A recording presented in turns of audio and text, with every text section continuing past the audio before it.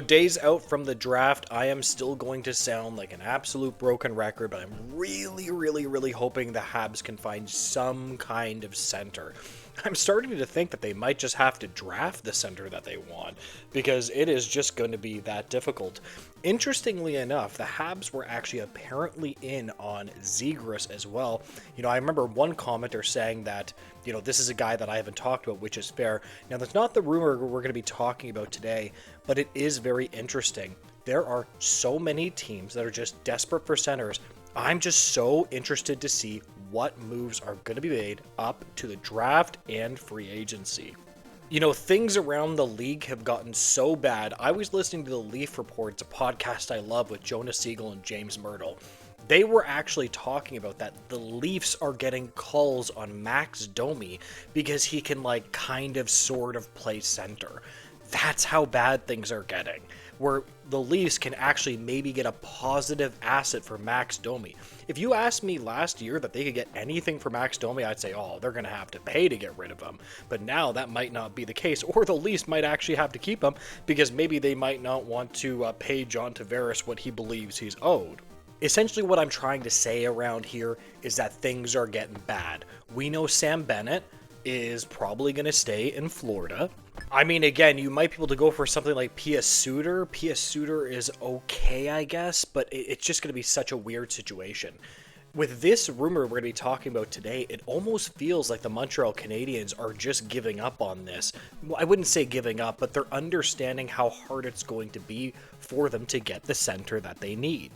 You know what, I'm going to do the question of the video before we jump into the rumor. What do you guys think about the Trevor Zegras trade? Would you have actually gotten that player? I personally am not a fan of his at all. He's okay offensively, but I just really don't think he's that great of a player overall. Not a two-way forward at all. But to be fair, he did not fetch that much, and it's really slim pickings out there. So what do you guys think? Would you have been okay with the Montreal Canadiens giving up that amount? We have a quote here which is very interesting from Marco D'Amico.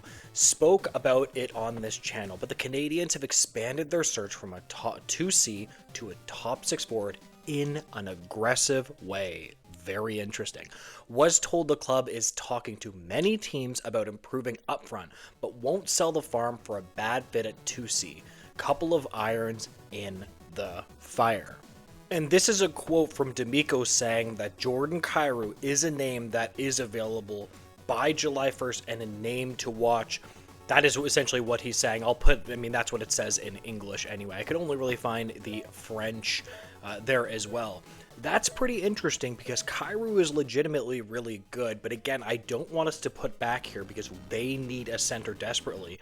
But of course, if they can get an upper echelon player like that, and you could possibly get him for a cheaper asset, it actually might make sense. This is a player that has 3 seasons with 30 plus goals. He's only 27 years old and he is a Canadian, so it's good that he probably wouldn't shy away from a Canadian market, hopefully not like a passionate fan base like Montreal has. Marco D'Amico is also a very good quality insider, so if he's saying that this is a possibility, it could very well happen. Now again, we do know that he only has $8 million as well. $8 million with a cap that is going up, let's not forget. With that many years left on his contract, and he's only 27 years old, I understand why the Montreal Canadiens, if the St. Louis Blues are willing to put this name out there, why would they not consider this? Now, in other news, it does look like the Montreal Canadiens are going to be in and going to be negotiating a contract with Patrik Laine, but they're waiting until after the draft to do that.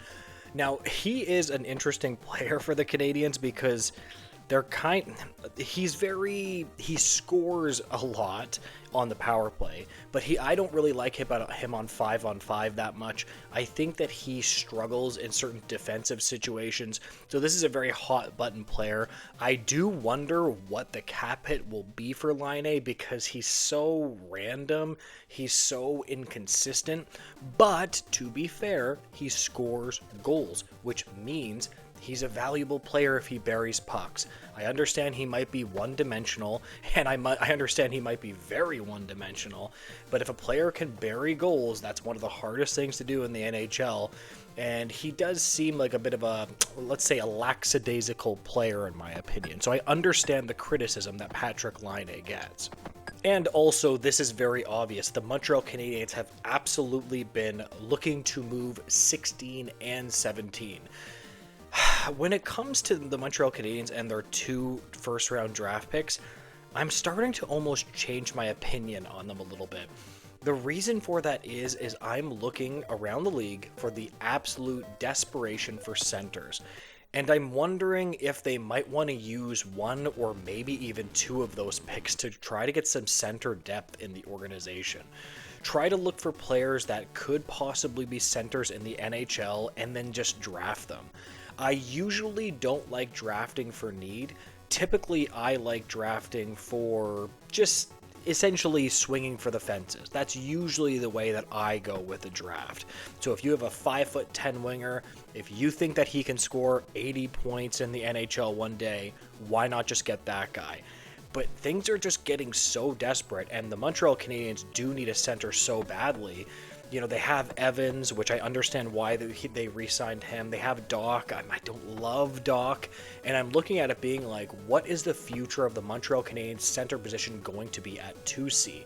It's interesting, when they talk that they didn't want to sell the farm on a 2C, it sounds to me like the Montreal Canadiens had something in that they were about to trade for, essentially, right?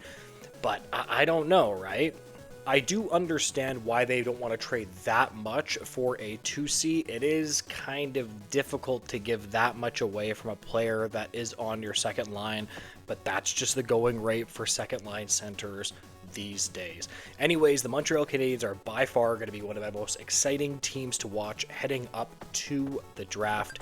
I'm going to end the video there. If you make sure to like, comment, and subscribe, I would greatly appreciate it, guys, and make sure to have a great day. Goodbye, guys.